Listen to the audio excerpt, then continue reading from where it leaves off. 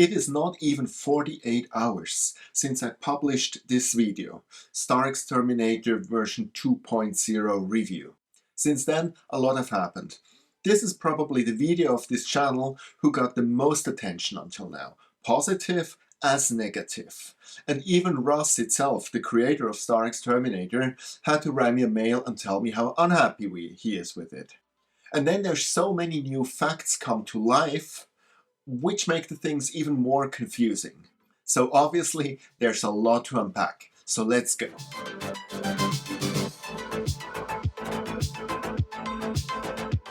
Hey, this is View into Space. I'm Sascha from Switzerland, so grüezi miteinander, and thanks for watching my channel.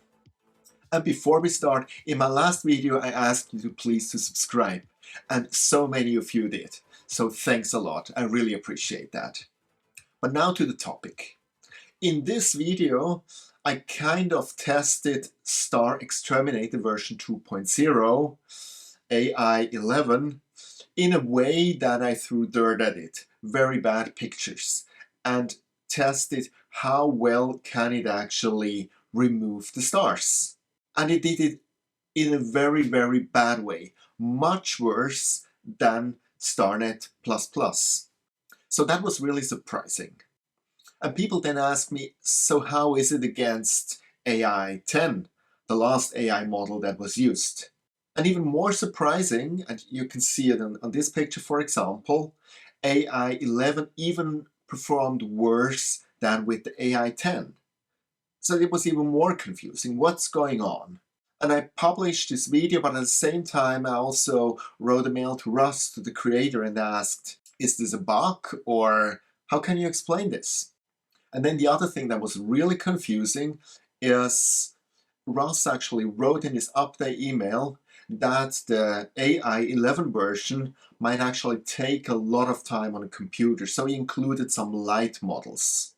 But then on my computer, which is not a supercomputer but a Mac M1, it took about 3 times less time than with StarNet++, so I was very, very positively surprised. But then I got a lot of feedback from other people who stated that it takes extremely long. So just to tackle that first, because that's easier. I feel that it really depends on the GPU that your computer has. And the Apple M1 or M2 now architecture, where actually the GPU is unified with the processor, seems to be a very good model for such software, as it can really utilize the full memory for the GPU. So, but I think whatever computer you have, it's hard to predict how well StarXTerminator version 2.0 performs, and you have to test it out yourself. And it might be something from blazing fast to as slow that you have to go to the light models. So with that, well, let's go to the much more difficult topic, which is this bad performance with rubbish stars, with just blurry stars. What Russ told me is, and I quote, "There is an excellent reason the network is not trained to remove very badly focused stars. I could easily train to do it so, but very out of focus stars start to look like little planetary nebula and other such non-stellar structures from wild field images. If the network was trained to remove them, it would also begin to damage these structures in other images. Designing and training a neural network to handle images produced by everything from camera lenses to the JWST is an exercise in compromise. Make it better in one case and it might be worse in another. It is always a balancing act." And by the way, I have no problem referring here to the competition. There is a video I watched today of Visible Dark, who also did a review of the StarXTerminator version 2.0. He even did an interview with Russ, and Russ explains in this interview exactly what he did and why he did it, and I put this link in the description below. Now with that, we could have 2 questions. First question, what does it really mean? And second question, is it all good now?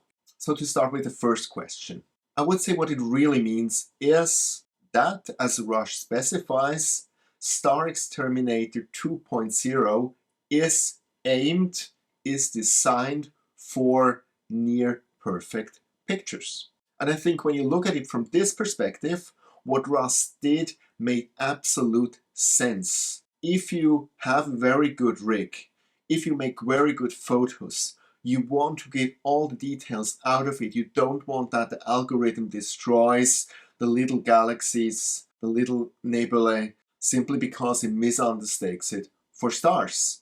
But I think this is something that has to be very clearly stated. And if I would have something to criticize about Russ, he did not do that. And I think the good part is, what I also figured out with this first video, that StarNet++ is very forgiving. And with subpar picture actually does quite a good job. So you have an alternative always by your side when StarXTerminator fails. Because your stars are not perfect, you can always switch to StarNet++, or even after StarXTerminator has done its job, then let it run through StarNet++ to fix the rest. And I think what also has to be stated is so many people commented that they're extremely happy with version 2.0, with AI 11, that they felt it made a huge progress. So I think we can safely state that for people who have a good rig, who can really produce very good quality pictures, it's worth to buy StarXTerminator. And with that we come to the second question, which is it all good now? And my answer would be not really. There would be a huge ask, which I would have of Russ, and that's make the tolerance adjustable. You see, I got, for example, this picture here. And the guy states, these are rather sharp stars, but still the model failed and left some standing. And my feeling is simply that there is a middle ground. Yes, I probably went way too far into the trash bin with my pictures. But there is a middle ground between my trash pictures and the JWST pictures. So I think if we could actually adjust the removal aggressiveness within StarXTerminator, that would really be another big help. Perhaps Russ will consider it for the next version upgrade. With that, thanks a lot for all your feedback, for all your help, for all your input, which really brought us a lot further, made it much more clear what we have at hand with StarXTerminator version 2. And if you like this video, please give me a thumbs up and press the subscribe button below. Thanks. See you next time, and clear skies.